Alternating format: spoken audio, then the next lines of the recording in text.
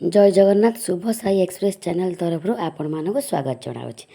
चलतु छतु रेसिपी एवं स्टार्ट करवा से मुझे छतु नहीं जाइए छतु को भलसे धोई नहीं थी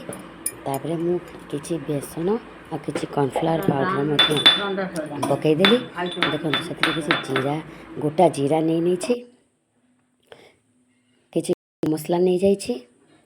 किसी जीरा गुंड नहीं जाइए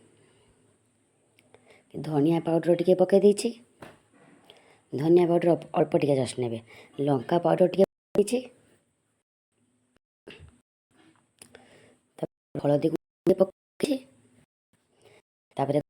मिक्स कर लुण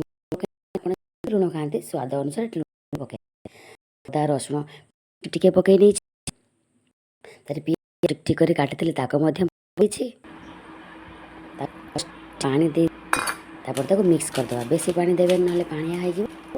अल्प पानी दे भल से मिक्स ने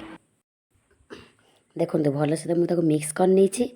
चलते छोट छोट साइज रे छाणीदबा देखो मुझे टिक टिक कर लंका भी टिक टिक कर काटी पकई देछि वीडियो टी को फुल वाच करंतु जदि यही रेसिपी भल लगी था लाइक शेयर कमेंट कर दिंतु जदि चैनल नुआ अच्छा ताले सब्सक्राइब करने को जमा भी भूलिए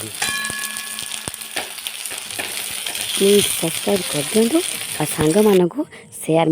कर दिंतु मु आशा करुँची यही रेसिपी आपण मानक बहुत भल लगे हूँ जय जगन्नाथ।